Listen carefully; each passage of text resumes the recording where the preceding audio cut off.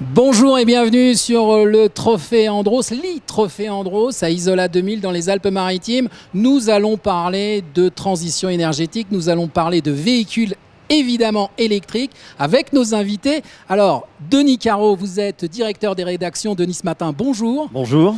Nous allons parler de transition énergétique avec Robin de Vogelaere. Vous êtes directeur de la communication d'Enedis. Bonjour Frédéric. Bonjour.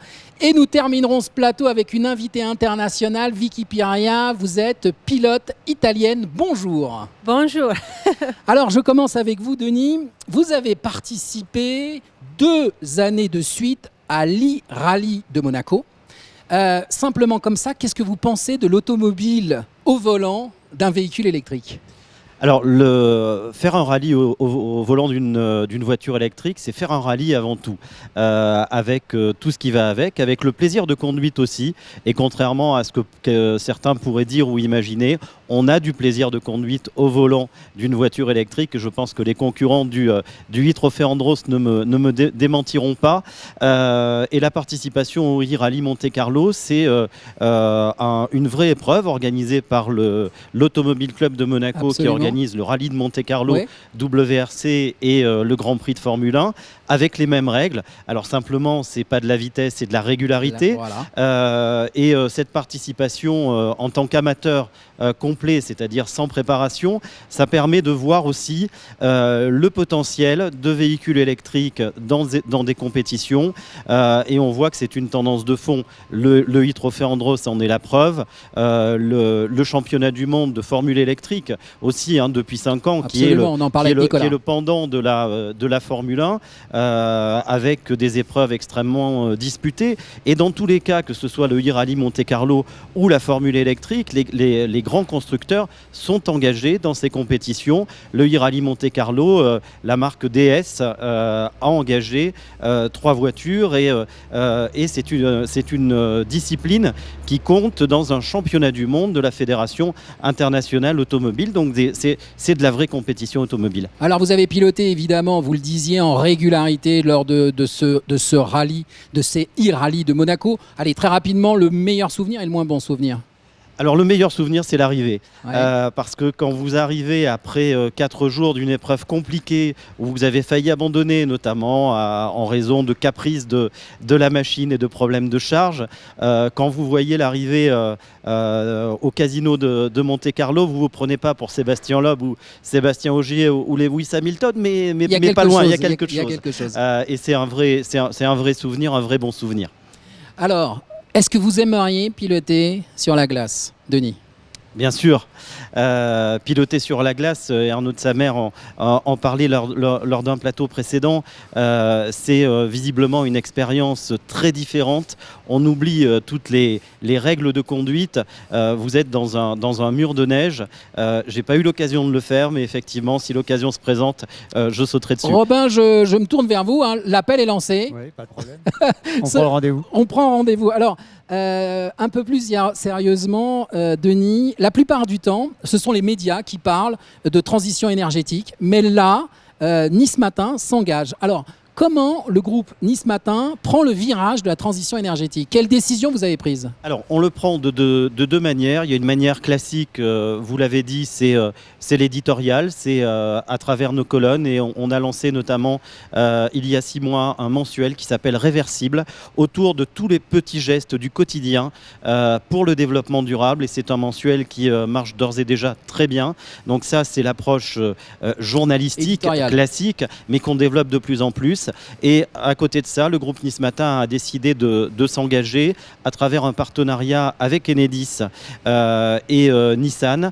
Le siège de Nice Matin est au cœur de l'éco-vallée Nice Méridia et on expérimente le smart charging.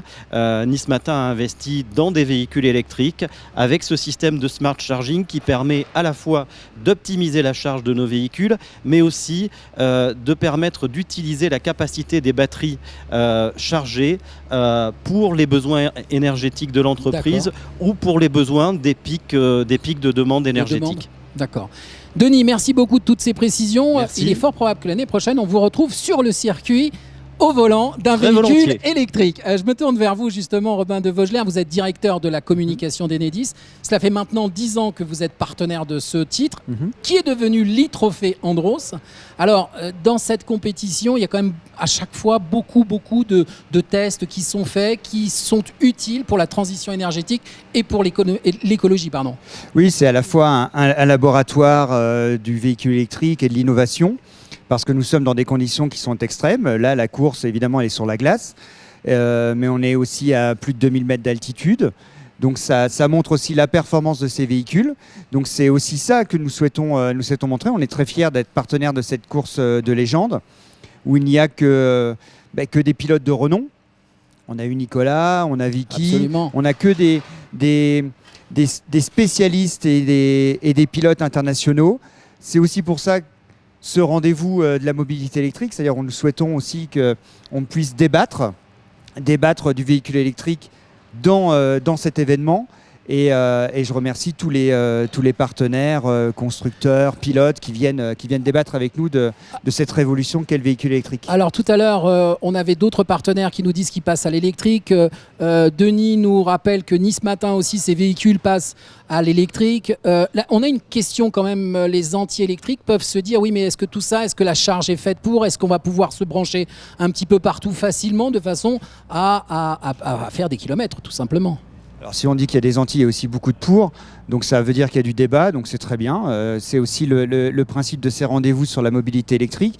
Enfin, Vous avez des chiffres à nous donner par exemple sur l'évolution du véhicule électrique, sur la charge potentielle? Alors là, on est à peu près à 30 000 points de recharge publique sur l'ensemble de la France. D'ici 2 ans, on sera à 100 000 et 7 millions d'ici 10 ans. Enfin, moi, je connais surtout des gens qui veulent changer aussi leur comportement, faire des choses en faveur de la planète.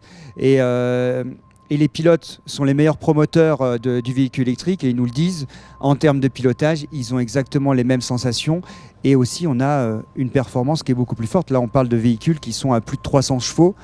C'est énorme. Oui, bien sûr. Je reviens vers vous, Denis, une toute petite seconde. Sur la métropole, sur la région, vous sentez aussi qu'il y a une véritable demande des gens, quand vous en discutez, de se projeter véritablement vers le véhicule électrique. Et vous en êtes l'un des précurseurs avec le groupe Nice Matin. Alors il y a clairement une demande et un mouvement de la part des entreprises, ça c'est très net et on le voit particulièrement dans la métropole Nice-Côte d'Azur. C'est beaucoup plus lent au niveau des acheteurs particuliers, même si là aussi les choses vont évoluer très vite dans la mesure où les véhicules arrivent sur le marché et l'année 2020 je pense va être déterminante et va être vraiment va créer le déclic en termes d'achat de véhicules électriques. Pour terminer, Robin, je sais aussi que alors Nice est à une encablure d'Isola 2000. Vous êtes aussi partenaire du Tour de France, dont le départ aura lieu à Nice. Alors pourquoi aussi ce partenariat avec le Tour de France? Alors Enedis est partenaire du e-Trophée, bien sûr, Andros, et nous sommes partenaires du Tour de France. Et nous venons de signer une convention avec les organisateurs, donc ASO, pour les accompagner également dans leur transition écologique et la transition énergétique avec la mobilité électrique. Donc on va prendre le temps avec eux, mais d'ici moins de 3 ans, eh bien, vous allez voir aussi des véhicules électriques faire le Tour de France et également dans la caravane. C'est le chemin que tout le monde prend.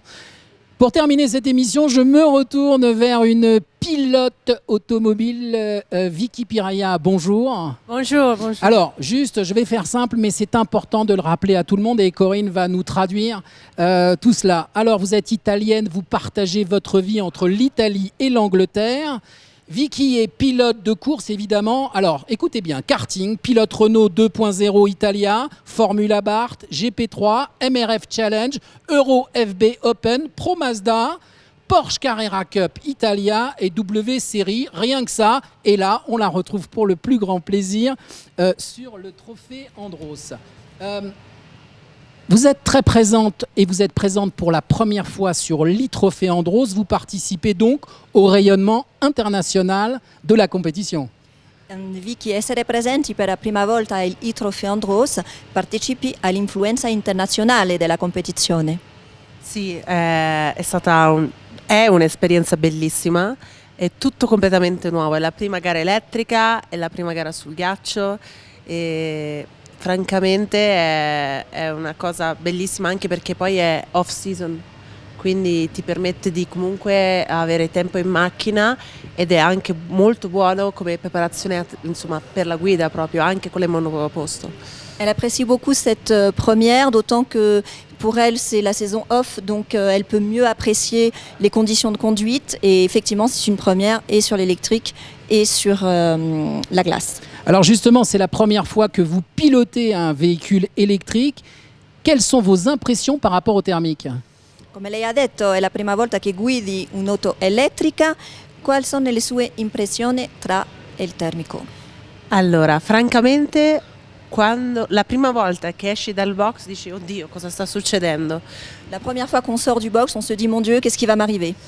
però poi quando stai guidando ti dimentichi, cioè pensi solo a guidare, Après, tu oublies tous tes repères et tu penses seulement à conduire une fois que tu es sur la glace. non cambia più niente. Ça change plus rien. Et c'est aussi donc la première fois que vous pilotez sur glace. Quelles sont les sensations? Comment on se trouve sur un véhicule sur la glace? C'est mental, no? È français? C'est crazy, it's crazy. No, È è anche la bello. prima volta che guidi sul ghiaccio. Sì, sì, è la prima volta che guido su ghiaccio, è super divertente. C'est très très divertissant, Però allo c'est stesso- très amusant. È anche tecnico, cioè comunque bisogna avere anche una tecnica, non è solo vai dentro e divertiti, è tecnico, quindi comunque è una bella sfida anche per quello. C'est une belle expérience, c'est un beau défi parce qu'il y a beaucoup de techniques à maîtriser. Il faut oublier tout ce qu'on connaît de l'asphalte et appréhender cette glace. Dernière question, Vicky, qui est importante. Pour nous, vous êtes donc originaire, je le disais, d'Italie, la nation de l'automobile, hein, juste comme ça, Ferrari, Lamborghini, Maserati. Comment se passe la transition du thermique à l'électrique en Italie?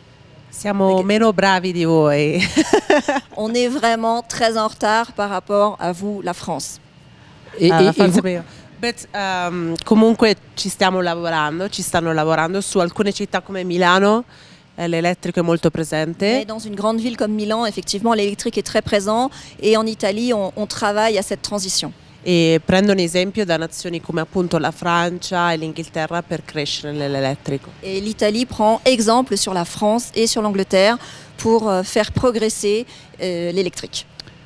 Vicky, merci beaucoup d'avoir été présente sur notre Merci, plateau. merci. On va suivre encore vos performances en W Series et on espère vous retrouver l'année prochaine sur le trophée Andros. Merci, Merci beaucoup. Auguri per WSL. Merci bien à tous de nous avoir suivis. Merci Denis, bravo Merci. pour ce que Merci. vous faites. Merci Robin. On vous retrouve la semaine prochaine à Serre-Chevalier avec d'autres invités. On parlera évidemment transformation électrique, électricité, véhicules électriques. À très bientôt. Bonne semaine. Ciao.